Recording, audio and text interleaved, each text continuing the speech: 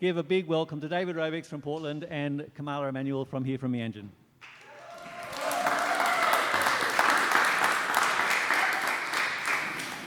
Thank you.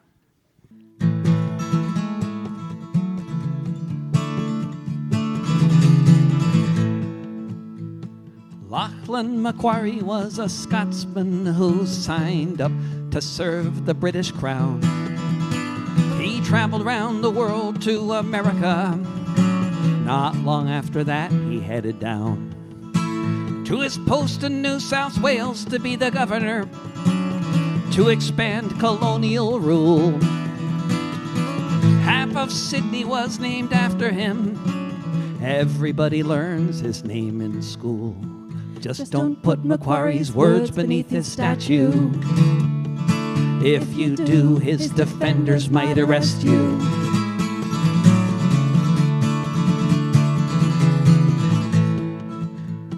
Lachlan Macquarie was a governor who opened schools and hospitals. His aim was to civilize a nation in the interests of himself and capital. He was a raging alcoholic and a bad businessman, but you could say he did his best to broaden the global dominion of a project they call the Christian West. Just don't put Macquarie's words beneath his statue. If you do, his defenders might arrest you.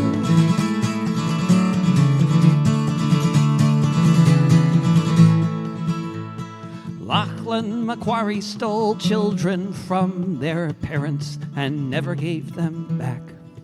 And when Gundagara and Dharawal people resisted, he ordered his soldiers to attack. He said, make the Aborigines your prisoners. Shoot them and hang them from the trees, so as to strike fear in the surviving natives in order to bring them to their knees. Just don't put Macquarie's words beneath his statue. If you do, his defenders might arrest you. Don't put Macquarie's words beneath his statue. If you do, his defenders might arrest you.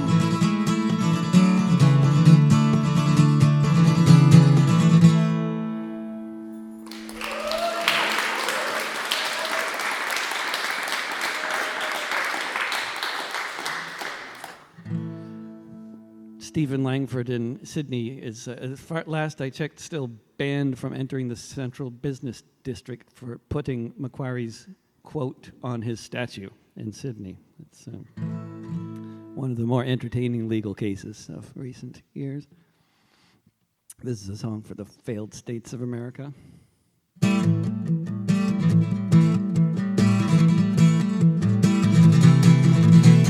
When you're working 2 jobs and living in a tent, when a house costs $1 million and you can't pay the rent, when politicians say they'll help but it keeps getting worse each time the landlord lobby pulls the strings of the purse, when the human right to housing isn't even part of the debate, you know you're living in a failed state.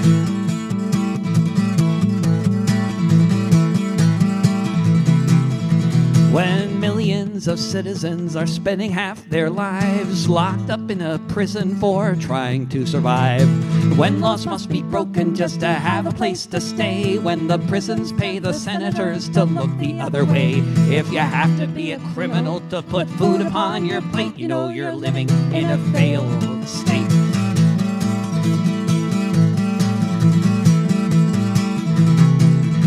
When you're facing climate breakdown, when the trees are all on fire, when half the country's underwater, when a climate change denier runs the nation, and the opposition party votes for oil rigs and pipelines, it's not so much a country as it is a corporation buckling under its weight, you know you're living in a failed state.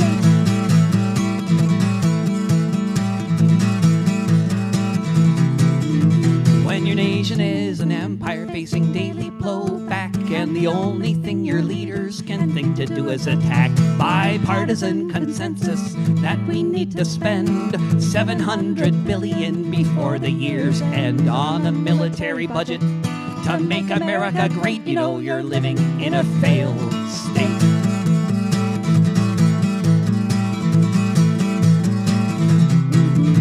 When almost every day some psycho with a gun has to open fire on a crowd before it's done. When a music festival becomes a free fire zone, and all I can say is it's okay now, he was acting alone. Buy some armor, pray to God, and hide behind a gate. You know you're living in a failed state. You know you're living in a failed state. You know you're living in a failed state.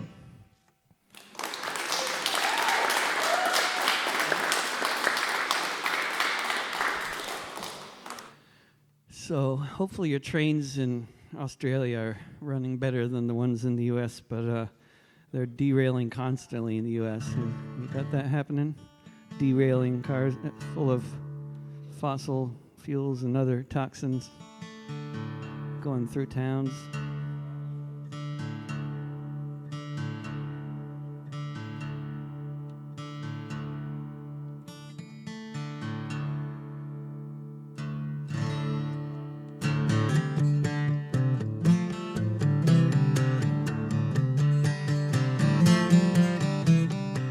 Almost 10 years ago, the train came through. In the center of Lachlan to get blue. Scores of people died that night. What's been done since then to make things right? They'd like to know. In East Palestine, trains derailed in Washington State. They talked about reform too little, too late. The industry lobbied both sides of the aisle. Legalize bribery American style. Ask the folks in East Palestine. Reforms discussed but never made. Ancient tracks worn and frayed. As expected, the brakes failed. Dozens of rail cars derailed in the town of East Palestine. Carcinogenic chemicals leaked, killed thousands of fish into creeks. Poisoned air made people sick. You can hear the time bomb tick in the town of East Palestine. Acrid air across the county. Who knows whether to stay or flee? The EPA says it's all clean. It says so on this machine in the town of East Palestine. The next disaster's coming soon, as surely as the rising moon. The air, the water, and lives at stake. But we can't make them get new brakes. Just ask the folks in East Palestine. Just ask the folks in East Palestine.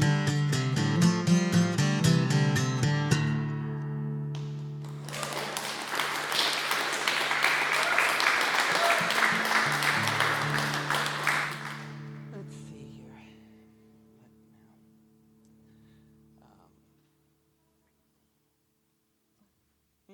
Oh yeah, we should do that. Yeah, we should do that. But let's do this first, because we need some comic relief here. This is a song for a country that knows what to do with its bankers.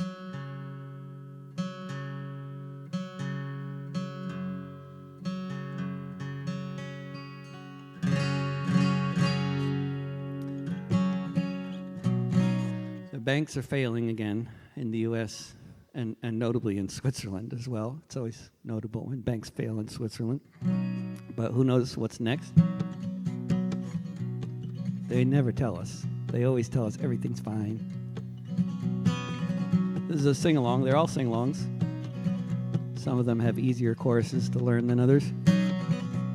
Iceland is an island with 500,000 or so Vikings, mostly known for volcanoes, hot springs, and fishing, known for its welfare state for being good and socialistic, certainly not known for being corrupt or nepotistic, but in the USA and Europe, when they were deregulating banks, Iceland's politicians took bribes and joined their ranks. Soon you had a situation one would think just couldn't be. A bank whose debt was worth 10 times the country's GDP. When Wall Street imploded, sure enough it spread. Banks all over the world were floating in the red. All over the world, governments made the plan to cut spending and raise taxes on the working woman and working man. The banks were bailed out while the people had to pay. But in Iceland, people thought there must be a better way. And the earth stood still a moment. Fear was struck in every top when Iceland told the bankers, Iceland told the bankers, Iceland told the bankers to fuck off. Folks were in the streets in Reykjavik and just couldn't be ignored. They said this is a debt we Icelanders can't afford. Let's guarantee deposits of all our people, yes indeed. But as for all the speculators motivated by their greed to make really dumb investments, to them Iceland said good luck. Sorry for your losses, but we don't really give a fuck. The 1% all trembled when they took away the trough. When Iceland told the bankers, Iceland told the bankers, Iceland told the bankers to fuck off. Gordon Brown called them terrorists, said we cannot let this stand. Who do these peacenik blondes think they are in Iceland? He threatened isolation and economy in flames, but the Icelanders said sorry, but the banks can settle their own claims, though that might be harder for them now that they're under house arrest. Or else they fled the country as they were most unwelcome guests, and now Reykjavik's recovery just makes the fat cats scoff. Since Iceland told the bankers, Iceland told the bankers, Iceland told the bankers to fuck off.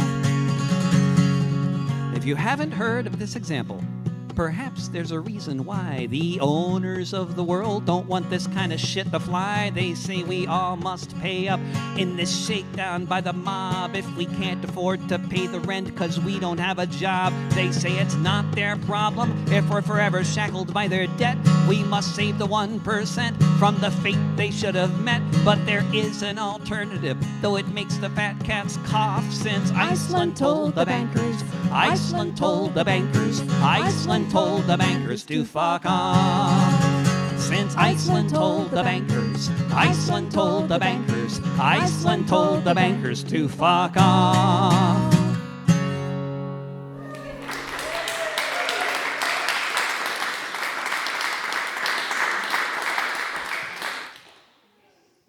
So the first big leak that WikiLeaks facilitated the exposure of was about the corruption within the Icelandic banking sector.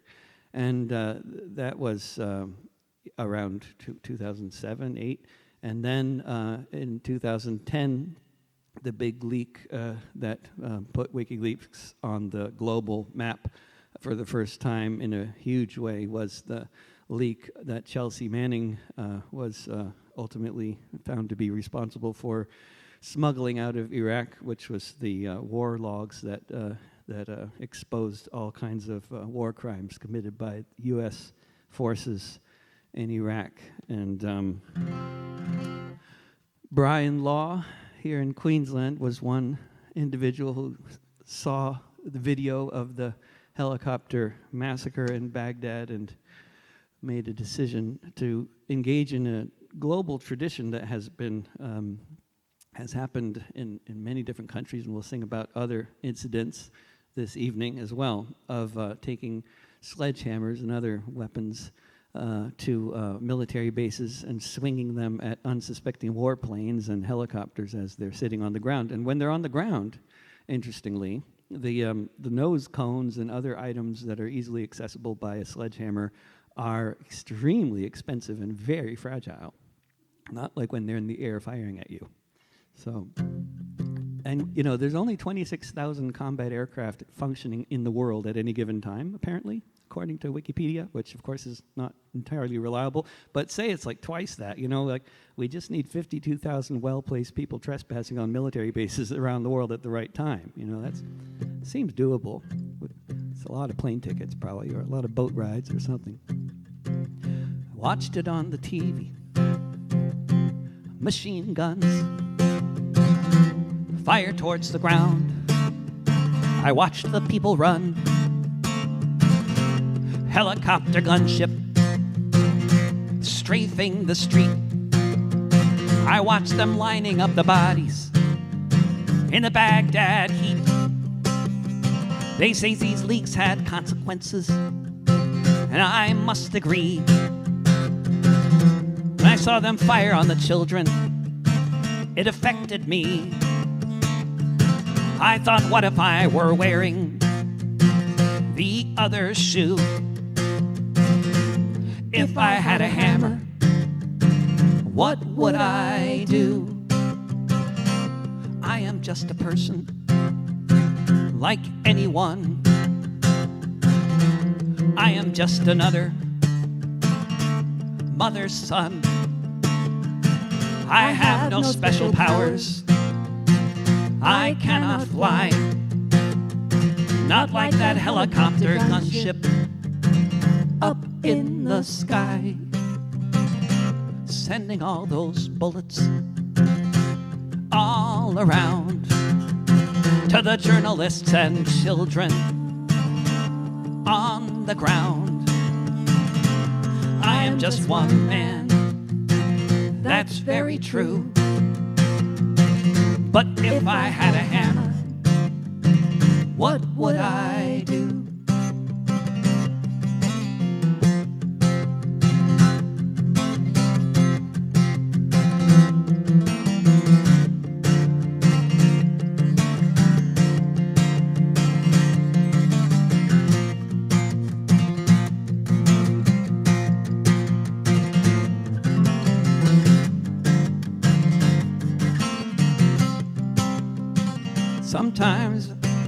Sometimes I try to wonder, why should I care?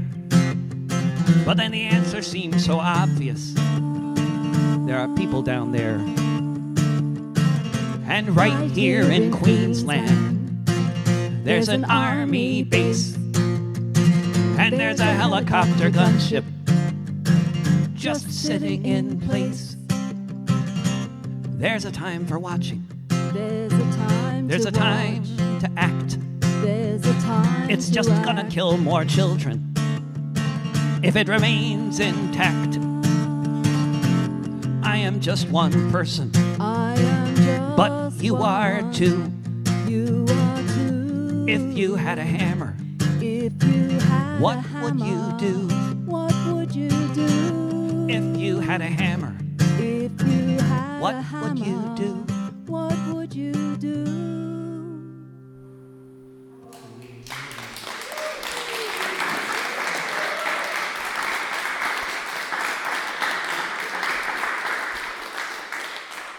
This next song I wrote before Twitter ever existed, which seems like an eternity ago. Hard to even remember that political sectarianism and know-it-all obnoxious people existed even before the internet existed. But I wrote the song post-internet, pre-social media. I don't drive a car because they run on gas, but if I did, it'd run on biomass. I ride a bike, or sometimes a skateboard. So fuck off all you drivers and your yuppie hordes, sitting all day in the traffic queues. I'm a better anarchist than you. I don't eat meat, I just live on moldy chives or the donuts that I found in last week's dumpster dives. Look at you people in that restaurant, I think you are so sad when you could have been eating bagels like the ones that I just had. I think it is a shame all the bourgeois things you do. I'm a better anarchist than you. I don't wear leather and I like my clothes in black, and I made a really cool hammock from a moldy coffee sack. I like to hop on freight trains, I think that is so cool. It's so much funner doing this than being stuck in school. I can't believe you're wearing those brand new shiny shoes. I'm a better anarchist than you. I don't have sex, and there will be no sequel because heterosexual relationships are inherently unequal. I'll just keep on moshing to Anti-Flag and Crass until there are no differences in gender, race, or class. All you brainwashed breeders, you just haven't got a clue. I'm a better anarchist than you. I don't believe in leaders, I think consensus is the key. I don't believe in stupid notions like representative democracy. Whether or not it works, I know it is the case that only direct action can save the human race. So when I see you in your voting booth, then I know it's true. I'm a better anarchist than you. I am not a pacifist, I like throwing bricks, and when the cops have caught me and I've taken a few licks, I always feel lucky if I get a bloody nose, because I feel so militant and everybody knows. By the time the riot is all through, I'm a better anarchist than you. I'm a better anarchist than you.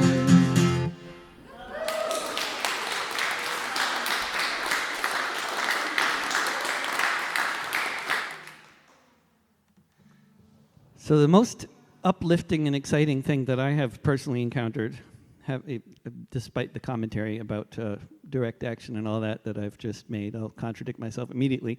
The most exciting thing I came across over the past couple of years, has been in England and in Scotland, where there are folks organized under the banner of Palestine Action who have been for almost 3 years now, since July 2020, trespassing on factory floors of a company called Elbit Systems, which has a couple of plants here in Australia as well, but which had 8 plants between England and Scotland, now only 6, because 2 of them have permanently closed because folks keep trespassing on the factory floors with sledgehammers and destroying everything in sight. Yeah. And then, unlike here in Australia, in Britain, and unlike in the United States, in Britain, when people do this sort of thing, when they are taken to trial under the Crown, which has tried a number of times over the past 2.5 years to imprison, to convict people of the apparent crimes they're committing, but under the proportionality defense in Britain, they keep on getting off because British companies aiding and abetting Israeli war crimes is actually illegal under British law, oddly enough, and so when the activists press that issue, then they keep on getting found not guilty, because compared to the war crimes, smashing the equipment is basically irrelevant proportionately. And I wrote them a little theme song. Protests were going on; they were going on for years. And then Palestine Action started smashing up the gears. And that's when the people got up off of their seats, took their families into town and blockaded the streets. For 3 days and nights you could hear the hammers swing, though no one knew for sure what the future might bring. They knew one thing for certain: these weapons of war must not be sent to the ports they're heading for. So this is a note to Elbit Systems: you will be shut down when the sledgehammers of justice come to town. After smashing up equipment and smashing a whole bunch, a lot of folks began developing a hunch. The cops took 3 full days to send anyone inside, and after 15 hours they let the charges slide. It seems the prosecutors understood the climb. British companies aiding and abetting war crimes. The factory in Oldham had to close its gate, and the muralists in Palestine said that's smashing great. So this is a note to Elbit systems, you will be shut down when the sledgehammers of justice come to town. All around the country, hammers being swung, showing civil disobedience is stronger than the tongue. Taking action here so the weapons go nowhere, so they don't get sent to the IOF, cause we know what they'll do there. And so does the Prime Minister and the men who he supports, selling weapons to war criminals who don't want to go to court, who don't want to face the facts of what they've done, where the bullets go when they're fired from the guns.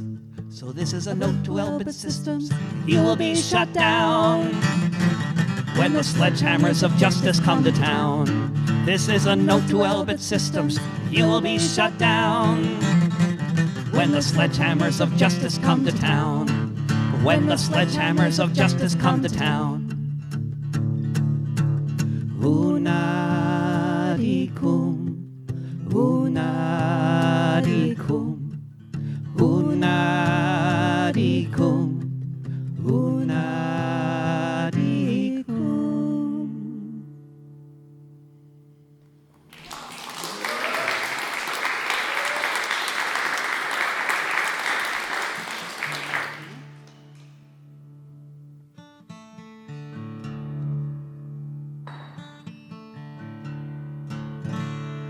If you travel around England, I've discovered, you'll find that there are some community centers named after some very notable people in out-of-the-way neighborhoods. Heard about one, wrote a song.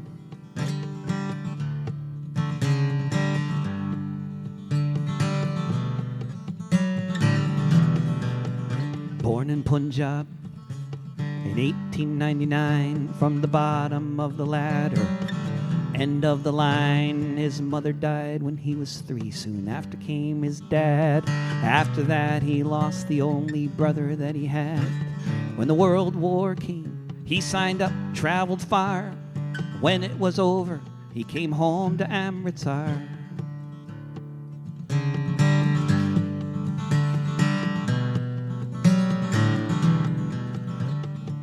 He was serving water to all the people gathered in the garden for the festival. When the soldiers opened fire between 4 walls filled with thousands of families, 1,000 people killed, he began to organize with others of like mind. Then he knew he had to leave his home behind. Ram Mohamed Singh Azad went across the sea to strike a blow in the cause of liberty. He was called many names, but the one his comrades knew was written on his arm in the form of a tattoo. He spent years in prison, arrested by the crown. The leader of his party by the British was gunned down. From India to Africa, he ventured forth. Finally, he made it to the north. Ram Mohamed Singh Azad went across the sea to strike a blow in the cause of liberty.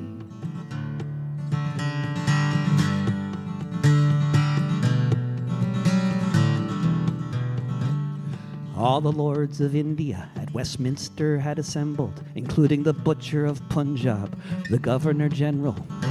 Security was tight, but he managed to hide a revolver in his bag.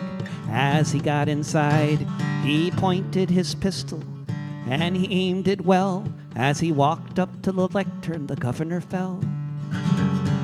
Ram Mohamed Singh Azad went across the sea to strike a blow in the cause of liberty. Ram Mohamed Singh Azad didn't try to run, He awaited his arrest and was taken off to prison in the year of 1940. The 31st of July, they put a noose around his neck, and in Pentonville he died. Hindus, Sikhs, and Muslims, and others gathered round in Punjab, where they laid his ashes in the ground. Ram Mohamed Singh Azad went across the sea to strike a blow in the cause of liberty. Ram Mohamed Singh Azad went across the sea to strike a blow in the cause of liberty, born in Punjab in 1899.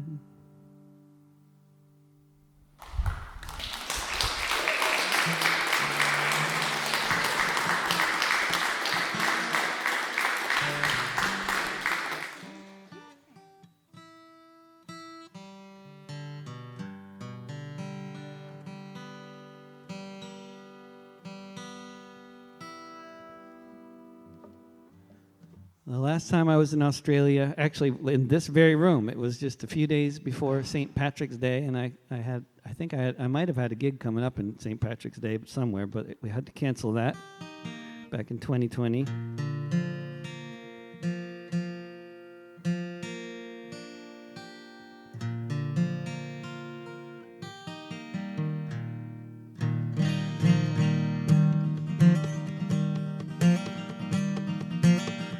My name is John Riley, I'll have your ear only a while. I left my dear home in Ireland, it was death, starvation, or exile.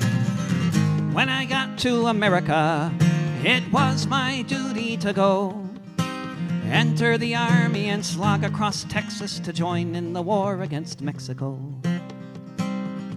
And it was there in the pueblos and hillsides that I saw the mistake I had made. Part of a conquering army with the morals of a bayonet blade.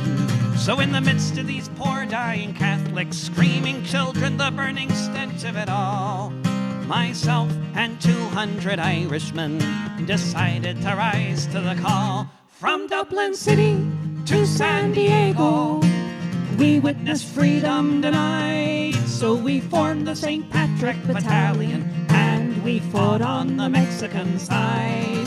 We formed the St. Patrick Battalion, and we fought on the Mexican side. We marched neath the green flag of St. Patrick, emblazoned with Erangel bra, bright with the harp and the shamrock, and Libertad para la Republica. Just 50 years after Wolfe Tone, 5,000 miles away, the Yanks called us a legion of strangers, and they can talk as they may. But from Dublin City to San Diego, we witnessed freedom denied. So we formed the St. Patrick Battalion, and we fought on the Mexican side. We formed the St. Patrick Battalion, and we fought on the Mexican side. We fought them in 5 major battles. Churubusco was the last. Overwhelmed by the cannons from Boston, we fell after each mortar blast. Most of us died on that hillside in the service of the Mexican state. So far from our occupied homeland, we were heroes and victims of fate. From Dublin City to San Diego, we witnessed freedom denied. So we formed the St. Patrick Battalion, and we fought on the Mexican side. From Dublin City to San Diego, we witnessed freedom denied. So we formed the St. Patrick Battalion, and we fought on the Mexican side. We formed the St. Patrick Battalion, and we fought on the Mexican side.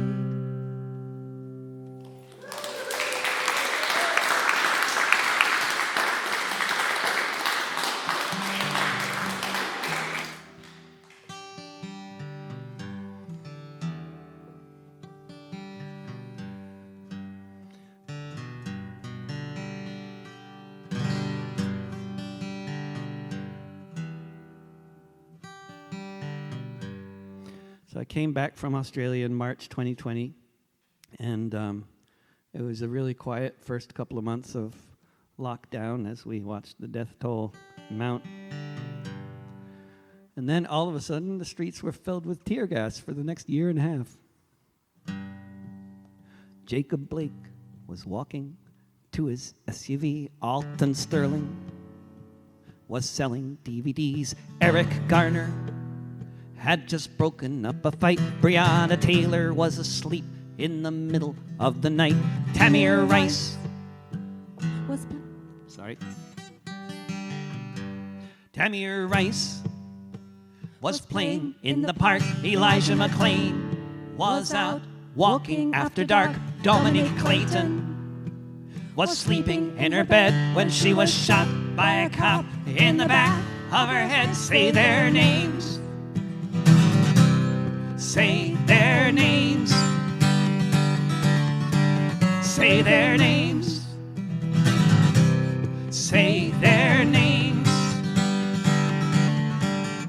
Walter Scott was driving to a store. Betty Jones was answering her door. Philando Castile was driving home with his girlfriend. Anthony Hill was naked on the grass when he met his end. Edsel Ford was walking in his neighborhood. Michael Brown was blown away just standing where he stood. Kendra James was shot to death at a traffic stop by yet another unaccountable killer cop. Say their names. Say their names. Say their names. Say their names. Tatiana Jefferson was playing a video game with her little nephew. Gunned down just the same. Oscar Grant was celebrating the new year. Handcuffed when the shots rang out that everyone could hear. Eric Reason pulled into a parking spot. Not long after that was when he was shot. George Floyd was just shopping in a store. Micah Xavier Johnson thought he was still at war. Say their names. Say their names. Say their names.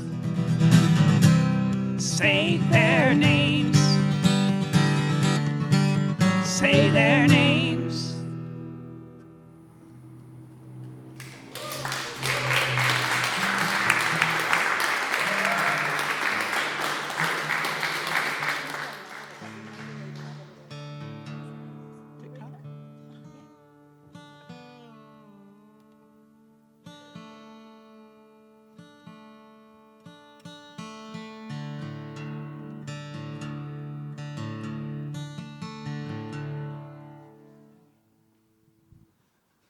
So we've got climate chaos and World War III and all kinds of other things going on about to happen or happening, but the U.S. Congress is very busily obsessed with an app.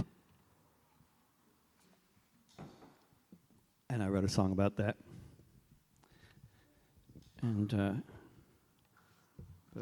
my daughter's favorite app. And your daughter's favorite app. If you got one of those teenagers. Debate rages from Brussels to DC. Which app do the kids like best? Is it promoting democratic values that we all uphold and cherish in the West? Like freedom, democracy, selling advertisements, getting dictators elected, like with Cambridge Analytica 2016 and how Duterte and Trump were selected. But scandal after scandal doesn't matter. There's no limit to all we can afford for any company stacked with former cabinet members from the White House on their corporate board. Appeasing all the wishes of the Pentagon, conducting business there on California soil. They may just be in it for the profit, but to God and country they are loyal, because Facebook's not a Chinese corporation. There's no need to ban or block. It's run by patriotic American billionaires. Unlike TikTok, Look at a video on YouTube. Within a few recommendations, you'll be seeing lies on the subject of your choice, viewing disinformation. Whatever keeps us all glued to the screen, it's well understood. Whatever lines the pockets of the billionaires, it must be well and good, because YouTube's not a Chinese corporation. There's no need to ban or block. It's run by patriotic American billionaires. Unlike TikTok. Scroll through your feed on Instagram, as their own studies attest. The more time you spend on the platform, the more lonely and depressed. But as long as they can use your emotions to encourage you to spend and buy, it must be okay. It's the American way. Be a patriot and don't ask why, because Instagram's not a Chinese corporation. There's no need to ban or block. It's run by patriotic American billionaires. Unlike TikTok. As the billionaires make more billions and the tent cities grow and grow, as we look at our phones and see what the billionaires want us to do and know, as we hand off our communications to our master Silicon, as long as it's red, white, and blue, then we know which side it's on, because it's not a Chinese corporation. There's no need to ban or block. It's run by patriotic American billionaires. Unlike TikTok. Unlike TikTok. Unlike TikTok.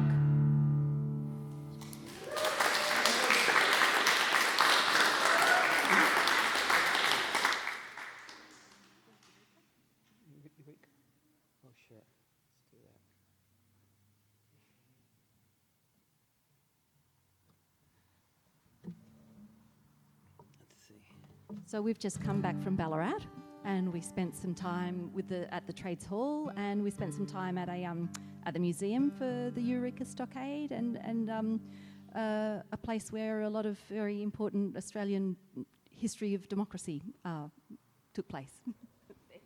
That was my go at introducing us, so I don't know how. And it's a great museum too. The Eureka Museum, or whatever. What's it called? History of Democracy Museum. It used to be called that. Used to be, and now it has a different name that we Can't remember. that Instagram hasn't learned yet. At least that's my excuse.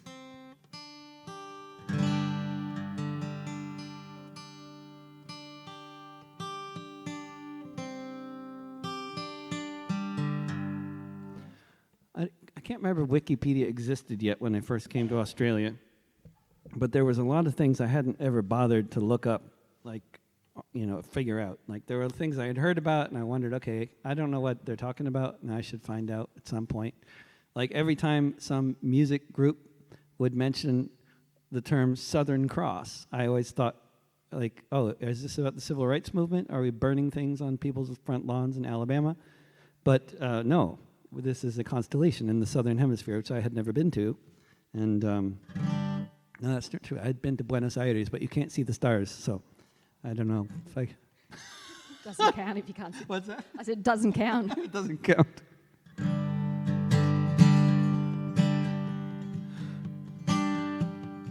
From every corner of the world, they came from all around. When in 1851 they struck gold upon the ground, every voyage was a long one, months upon the stormy sea. Some to seek their fortune, others escaping slavery. What they found on the gold fields was ruled by brutish thugs, discrimination and taxation mixed with swinging billy clubs. The gold was getting scarcer and cops were getting worse. The diggers burned their licenses and vowed to end this curse. They swore an oath beneath the Southern Cross. They'd stand together and break the license laws. From 20 different nations they gathered here as one in Ballarat beneath the southern sun.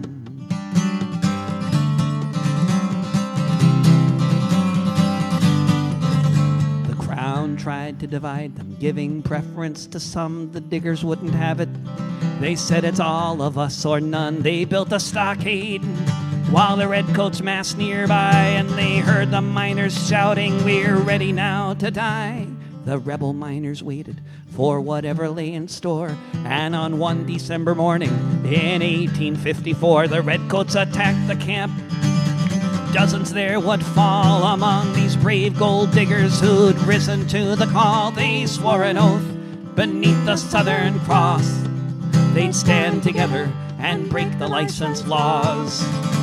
From 20 different nations they gathered here as one in Ballarat beneath the southern sun.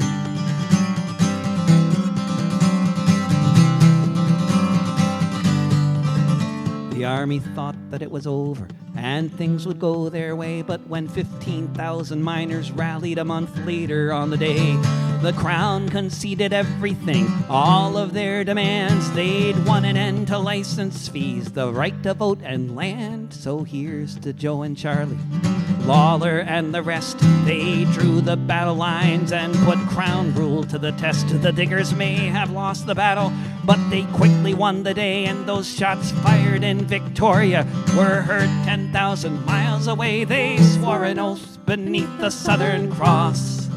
They'd stand together and break the license laws. From 20 different nations they gathered here as one in Ballarat beneath the southern sun. They swore an oath beneath the Southern Cross. They'd stand together and break the license laws. From 20 different nations they gathered here as one in Ballarat beneath the southern sun.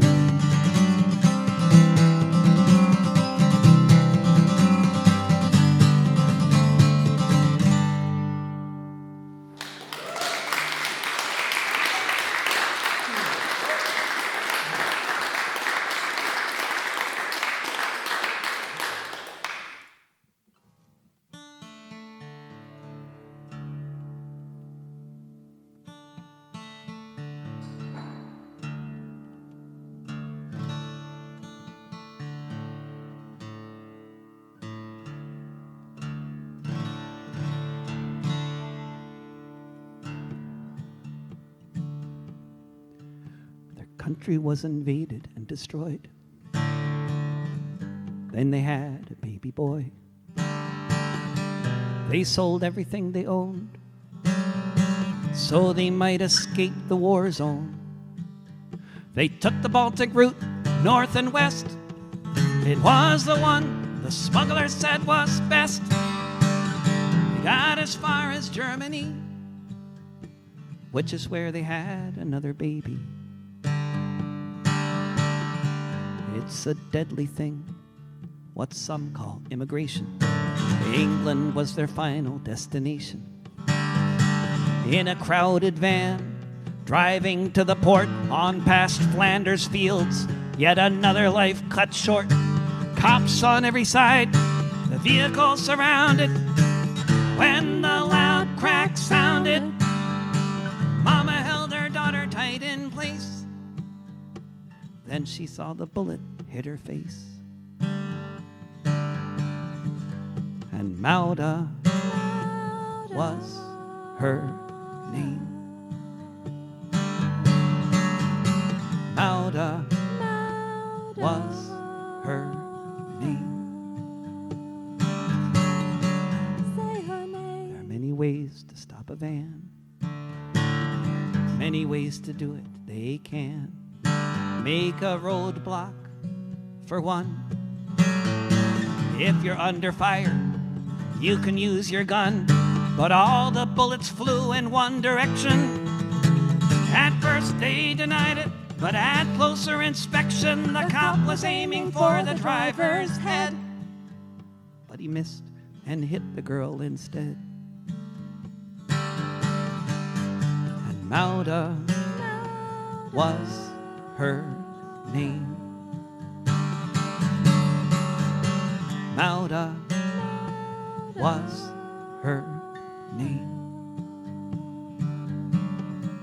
If the driver had been hit, how many more?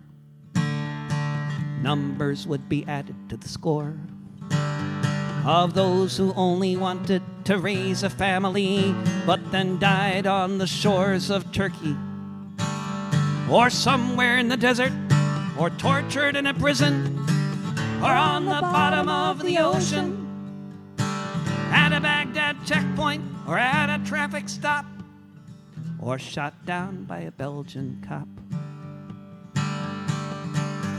And Mawda was her name. Mawda was her name. Mawda was her name. Say her name.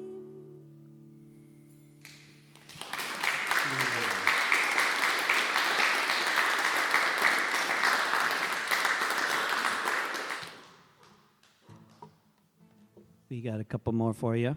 This is one of the most famous and quite possibly the most impactful person ever to come out of Australia. Has been in prison for the past 12 years in London.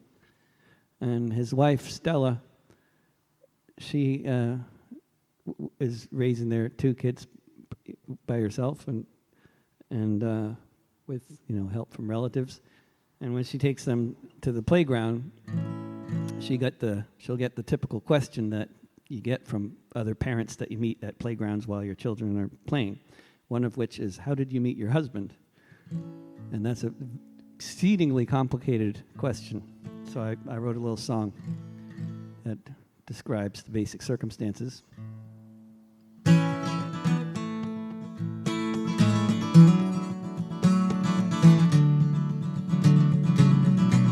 When Julian met Stella in the embassy, in the only room for 7 years that he would ever see, guarded by police with cops on every street, an unusual situation for the first time you should meet.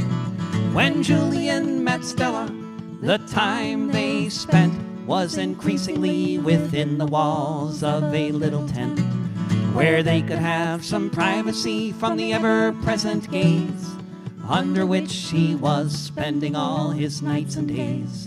When Julian met Stella, there was the chance of grace. Perhaps the president would decide to drop the case. They had 2 children beneath the watchful eyes of the Americans and British and all kinds of other spies. When Julian met Stella on Embassy Row, it was before he was abducted and forced to go to Belmarsh prison, without a chance to speak, awaiting the extradition that the USA seeks. When Julian met Stella, the folks at the UN and people all around the world spoke out then. This journalist belongs among the free, not in prison for exposing crimes against humanity. When Julian met Stella,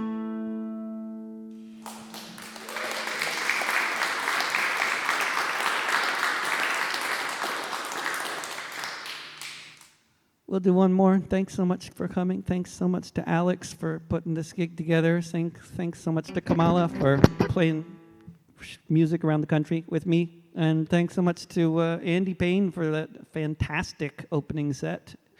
And if you want to hear more music from me and various other musicians, as well as stories from folks who were at the action when prisoners broke out of Woomera, which is something of great interest to me, which I plan to write a song about after I hear some stories tomorrow, come to the park, to Paradise Park. There's flyers on that red tablecloth right there. And this is a song I wrote amid the clouds of tear gas. I was actually not getting tear gas. I was just going out and then coming home and putting the kids to bed and then hearing about all the tear gas afterwards. And the tear gas, they never started tear gassing everybody until 10:30. It was always like 10:30 when things kicked out. I don't know what the deal was with 10:30, but I was usually in bed by then. So then I'd go around and check out the aftermath the next morning. And put up lots of stickers around before that, because they would announce in advance which police station they were going to try to burn down that night. So I'd like go around putting up stickers on the park, educational materials, and trying to recruit people to various activities, and then I'd leave. So it's a cowardly form of activism, really. But it's how I've gotten to live this far. This without any concussions. Never been clubbed on the head by a cop so far. I'm not proud of that, but I have a lot of friends who die young because they get clubbed on the head so much from cops, and that's I want to avoid that, but oh well. We'll see how it goes. Anyway, this is a song about hope. I co-wrote it with Arundhati Roy. She doesn't know about that.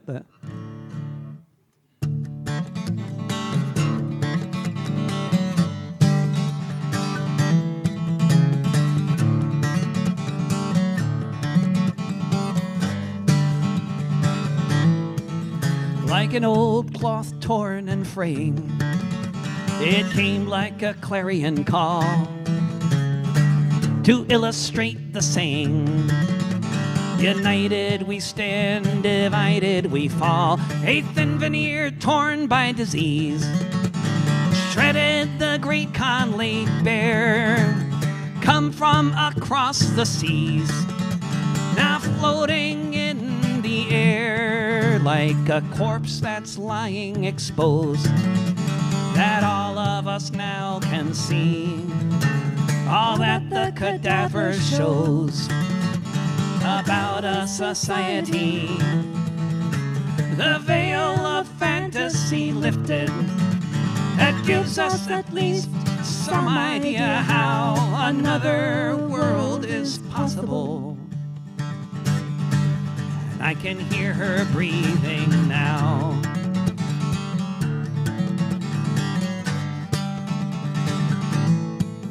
Like the red blood that flows from the bullet, whether coated in rubber or not. Like the faces you see in the helmet, reflecting the thickening plot. Driven by such a villain, as a thing exponential allows, it says another world is possible. And I can hear her breathing now. Another world is possible. I can hear her breathing. Like the pallor on so many faces, on every end of the town, on the murals in so many places, boarded up and long ago shut down, making all the connections between the mule and the plow, that another world is possible. And I can hear her breathing now. Another world is possible. I can hear her breathing. Like the smoke rising up coast to coast, with formations that brighten the skies, like Lord Thomas Jefferson's ghost, his victims no longer disguised, as his visage falls into the river, like the skull of an old sacred cow that says another world is possible. And I can hear her breathing now. Another world is possible. Another world is possible. And I can hear her breathing now. Another world is possible. I can hear her breathing now. Thank you very much.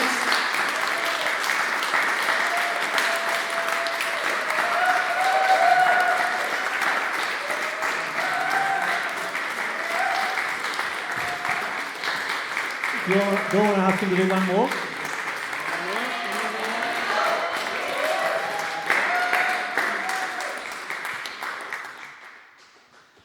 When the world has gone crazy and it's all becoming clear, when they're gunning down our comrades and it seems the end is near, as they're loading up the launchers for the tear gas grenades, we can take off our bandanas and kiss behind the barricades. When it's madness all around and you can see this at a glance, we will sing and we will cry, we will laugh and we will dance, as they shout their marching orders beneath the helicopter blades. We shall seize the moment for a kiss behind the barricades. They will try to break our spirit, and at times they may succeed, but our love for the world is stronger than their greed. When the building is surrounded and hope begins to fade, in my final hour, a kiss behind the barricades. As the movement grows, there will be hills and bends, but at the center of the struggle are your lovers and your friends. And the more we hold each other up, the less we can be swayed. Here's to love and solidarity and a kiss behind the barricades.